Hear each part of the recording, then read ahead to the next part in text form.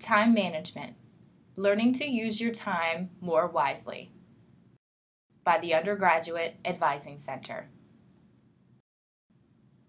As a college student, it's important for you to know your commitments. In addition to classes, tests, and assignments, we expect you to join study groups, but also get involved on campus. This means joining clubs and organizations, participating in sports, going to events and lectures, joining undergraduate research groups, and especially participating in the co-op program.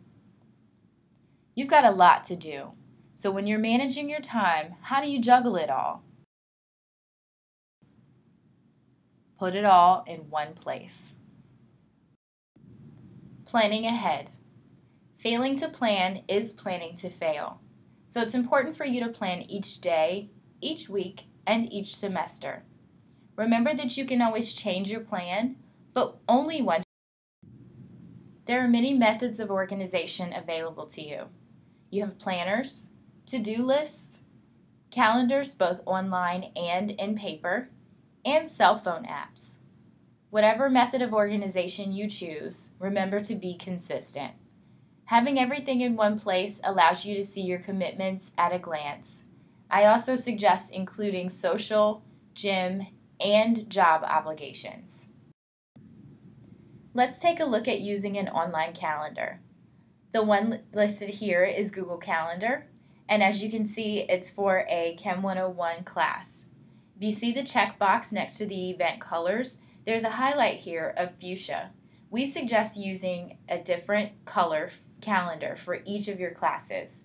This way, when you get a reminder for an assignment or a class, you know that you need to allot time to get something done for that specific class. I also suggest making notes of class locations, dates, and times. By the end of the term, you understand where everything is and what time it happens, but at the beginning, you don't. Make sure you're spending your time on your way to class instead of trying to figure out where your classes are. Planning ahead. So as you maximize your time, I suggest bringing books and notes with you for more than one class at a time. Don't forget to look ahead to see which assignments you have in upcoming weeks as well. So if you have several back-to-back tests, papers, or projects, don't forget to budget your time so that you make sure you're not cramming or working on things at the last minute. Don't forget that your professors will most likely not remind you of all of your upcoming assignments and exams. It's your responsibility. This is why we suggest using a calendar and your syllabus to stay on track.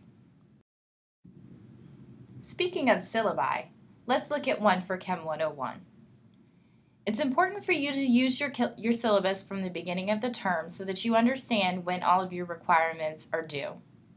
You can see this one is broken down by week and also by day. Keep track of your assignments, that way you know what. Managing your time. Where does the time go? How much of your time are you spending studying? As a student and an engineering student, it's extremely important that you spend a lot of time on this. Are you spending too little? Maybe the distractions and time wasters that we'll talk about a little later need to be adjusted to create more time to study. What are your outside of class commitments? Are you in ROTC? Are you a student athlete? Or maybe you're just really active on campus. Always be aware of the inventory of things that you're doing outside of class so that you can see what can be adjusted to allow for more time in class or studying. What about your commute? How long does it take you to get to campus? In the long term, you might want to consider getting a little closer if it's taking you too long. But for now, we can talk a little bit later about how to maximize that commute time for your success in the classroom. What about your distractions and time wasters? How do you procrastinate? Everyone does it. So what's your procrastination activity of choice? Is it TV? Is it video games? Is it spending time with your friends, or is it something online? It's important for you to understand where you spend your time procrastinating so that you can pull that back when it's necessary to spend more time studying. And last but not least, what about your sleep? How much sleep are you getting? Are you getting enough to be successful during the day? And which of these distractors and commitments can go by the wayside so that you get more sleep? If you're unsure of how to answer any of these questions, We suggest mapping out your day hour by hour. This way you can see where you're spending your time and how to make more. At certain points during an academic term, you will have a lot of things to do, and it can get pretty overwhelming. We suggest breaking things down into smaller tasks. This gives you a sense of accomplishment when you can check things off your to-do list.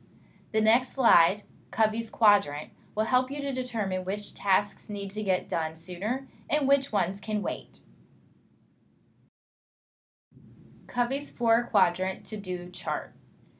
In the 4 squares, you'll see that there are options for what's due soon versus not so soon, which ones are most important and which ones are not important. In the first quadrant, you'll see the things that are most important. Mark those with a 1. I suggest creating a 1, 2, and 3 pile for all of your assignments. Tasks that can wait a little longer, are not as important, and not due soon can be marked with a 4. In the middle, you've got 2 and 3. Which ones can kind of fall in the middle after the ones that are more urgent? As you're spending your time, it's important for you to understand what you need to be successful. So when you're studying, decide whether you need a little bit of background noise or lots of music, or if you need peace and quiet. Decide if you need to study alone or in groups. And where can you get these things done? Is it the library or a quiet place like that? Or is it your dorm? We suggest varying your study methods for your best results. If you prefer studying alone, that's perfectly fine. We suggest doing that and then meeting up with a study group. The discussion in a study group will allow you to reconfirm what you've already learned by yourself. And as you study, it's important for you to be aware of what your best subjects are and which ones are the most difficult. Most often, students will spend more time on the ones that they're best at and less time on the ones that are more difficult. We suggest the opposite. That way you're balancing it out and giving yourself more practice and exposure on the things that you find to be most difficult. It's important for you to remember that on-campus resources are always available to you. You're not in this alone. You've got professor and TA office hours, physics, math, and engineering resource centers, among others, as well as office and disability services. If you have a documented learning difference, we suggest registering with them as soon as possible so that you can receive accommodations. Additionally, you have writing centers and, again, study groups. A few helpful hints. Utilize your free time. We touched on it a little earlier, but here we go again. If you have a long commute, read while you're on the bus or train. That way you get more time to expose yourself to the material. Or bring flashcards if you have a quiz coming up. If you have breaks between your classes, that's definitely not a bad thing. Head to the library instead of heading to your dorm room. Studying a little bit more instead of taking a nap will definitely benefit you in the long run.